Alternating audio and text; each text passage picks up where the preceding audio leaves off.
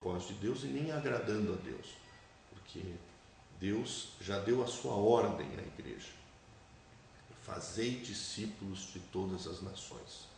Então, se a igreja não está fazendo discípulos de todas as nações, não está obedecendo o que de fato Deus mandou, está obedecendo só parcialmente.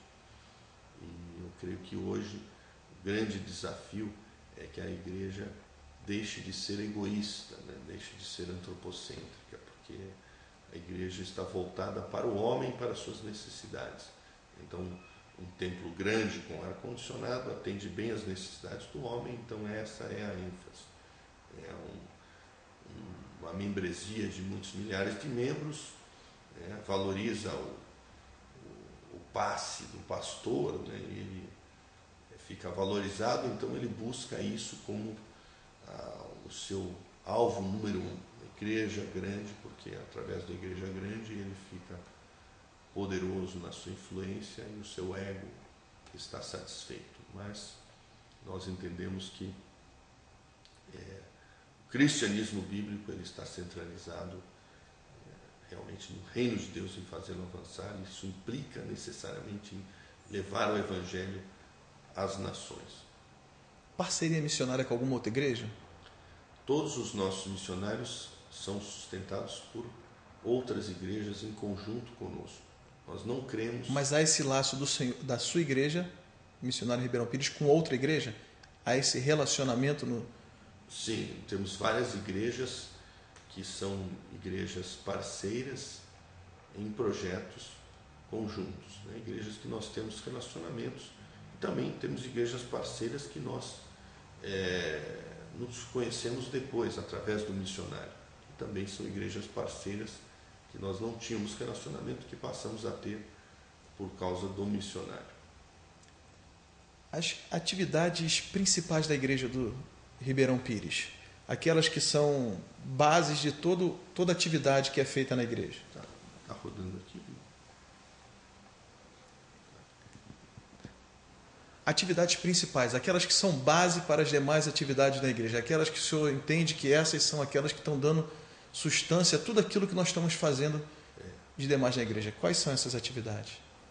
Bom, nós temos o treinamento permanente de líderes para todos os membros da igreja comprometidos, mesmo os novos membros, que ainda não são nem líderes em treinamento dos grupos pequenos dos lares, eles são convidados a participar.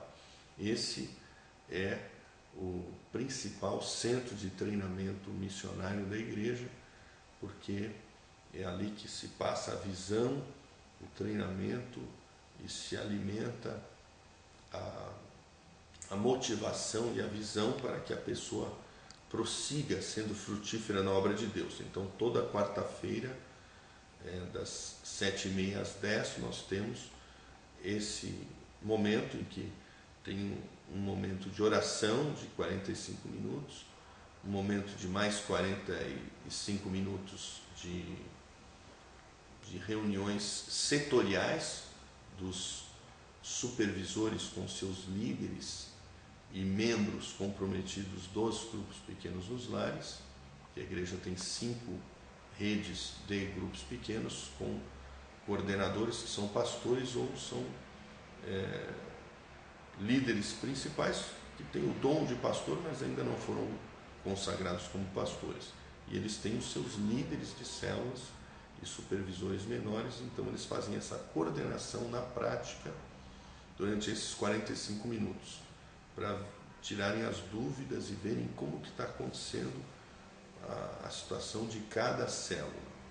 E depois temos uma ministração final minha como pastor titular para todos esses líderes, uma palavra de encorajamento, esclarecimento acerca de como deve ser o comportamento do líder, do cristão, do treinamento, da família, da oração, da visão, da prática desses princípios e de ser um discípulo comprometido com o Senhor em todos os contextos de vida, que isso é dado semanalmente, uma palavra forte, né?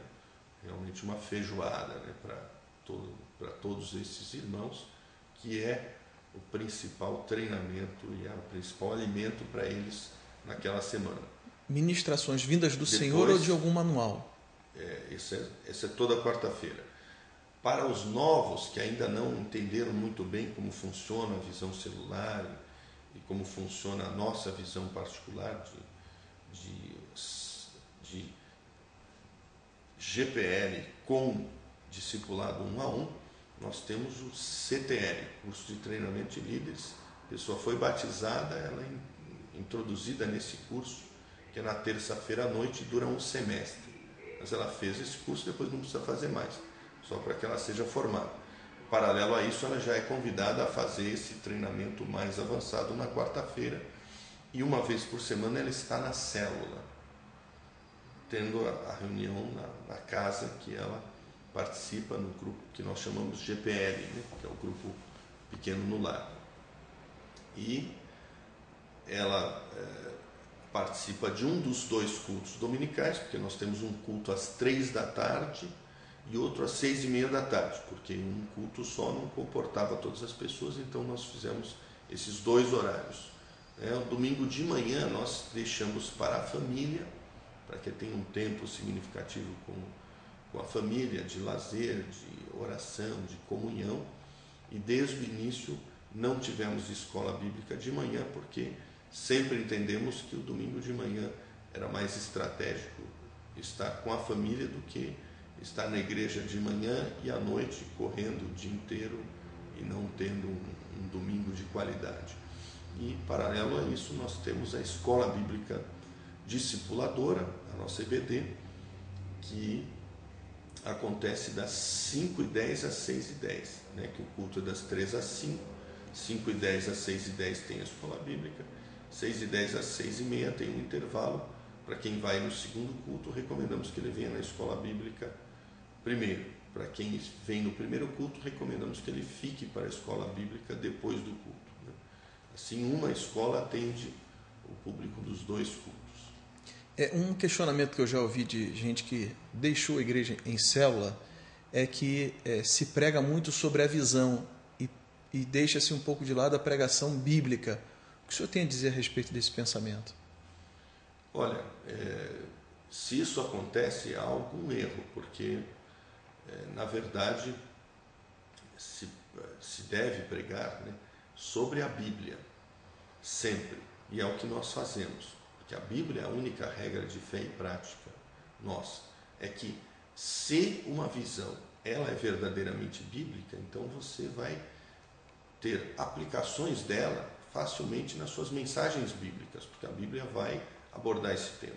Então veja, por exemplo, a nossa visão: ganhar e discipular vidas, discipulando-as uma a uma, multiplicando os grupos pequenos nos lares uma vez por ano e enviando missionários às nações. Então, quantos princípios bíblicos eu tenho já nessa visão?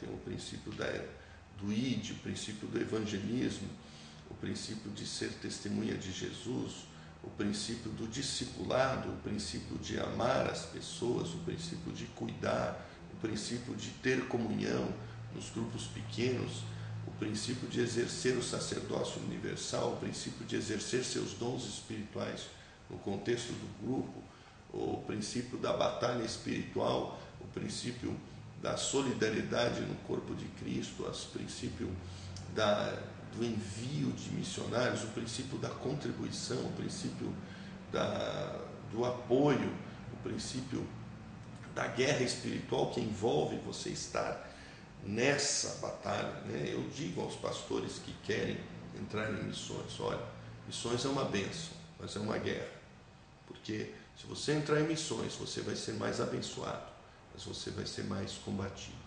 O seu nome vai ser conhecido no inferno. Se você não entrar em missões, seu nome não vai ser conhecido no inferno. Conheciam Paulo porque ele fazia missões. Então, de fato, quando você entra em missões, a bênção e a unção de Deus são grandes sobre a sua vida, mas a oposição também. Nós temos que, como Igreja Batista Missionária de Ribeirão Pires, nessa cidade mesmo, batalhar mais, evangelizar mais, cuidar melhor das pessoas e vigiar mais em oração para batizar essas pessoas do que pastores de outras igrejas, porque a oposição espiritual que nós enfrentamos não é a mesma, porque a guerra que nós estamos é no mundo espiritual. Então nós estamos em guerra lá no interior da China, alcançando povos que nunca ouviram a palavra no interior da China, na Indonésia, em Bangladesh, em Timor-Leste, na África, nas tribos indígenas. Então essa batalha espiritual grande que acontece no mundo espiritual, ela acontece aqui também, porque a guerra é espiritual. Então nós estamos em guerra contra todos esses principados e eles nos combatem.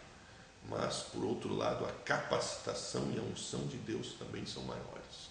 Como a igreja do primeiro século era muito perseguida, muita oposição, mas ela tinha muita unção. Então nós temos vivido isso na igreja e temos prevalecido, embora não tenhamos experimentado ainda um crescimento muito grande, mas nós cremos que agora vamos experimentar esse crescimento, pois já estamos com 53 grupos pequenos nos lares e os grupos estão se multiplicando e as pessoas estão agora entendendo essa visão, que faz 6 anos que nós estamos nela, mas com a ênfase do discipulado 1 a 1, há apenas 1 ano que nós estamos nessa ênfase, voltando ao discipulado 1 a 1, que nós já praticamos no início da igreja e acabamos abandonando, agora nós retomamos, mas dentro do contexto da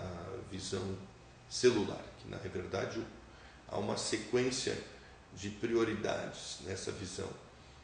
Você tem que levar o reino de Deus a avançar. A sua prioridade é a igreja local, que é o centro do coração de Deus.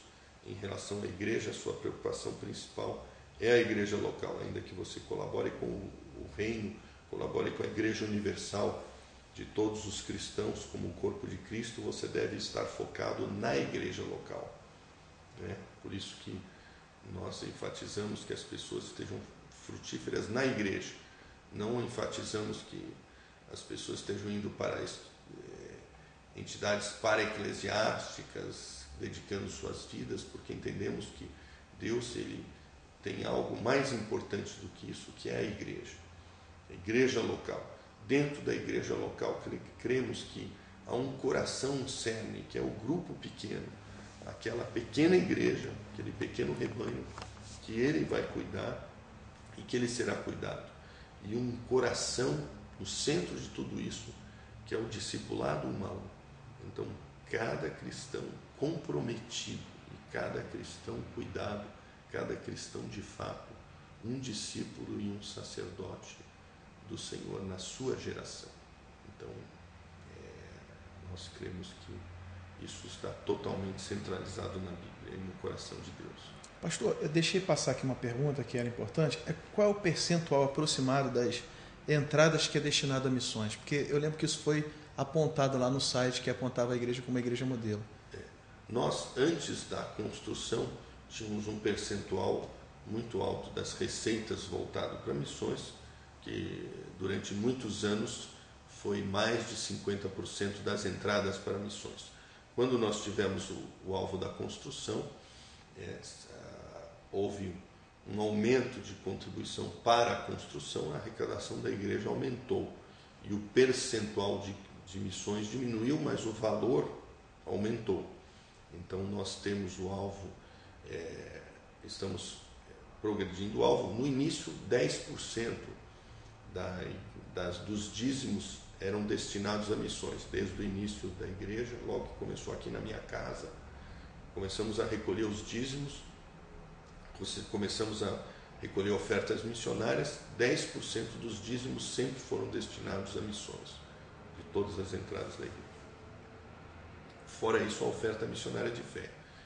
E durante esses anos todos, até iniciarmos de fato esse período de construção, mais de 50% em média era destinado a missões. Quando iniciamos a construção, a oferta para construção, aí houve uma diminuição do percentual, mas o valor da oferta missionária aumentou, tanto que conseguimos adotar novos missionários. E nós temos o alvo hoje, foi aprovado em Assembleia, de chegarmos a 20% de todas as entradas para missões, fora a oferta missionária de fé, que é a alçada. E por ser alçada, 100% dela vai para missões. Então hoje, 33% das entradas aproximadamente vão para missões. 33%. Eu creio que seja 1/3 das entradas da igreja, porque nós temos entradas alçadas que vão para a construção. Essas entradas para a construção, elas vão só para a construção, porque são ofertas alçadas. Assim como é um princípio que nós não podemos interferir. Se a pessoa deu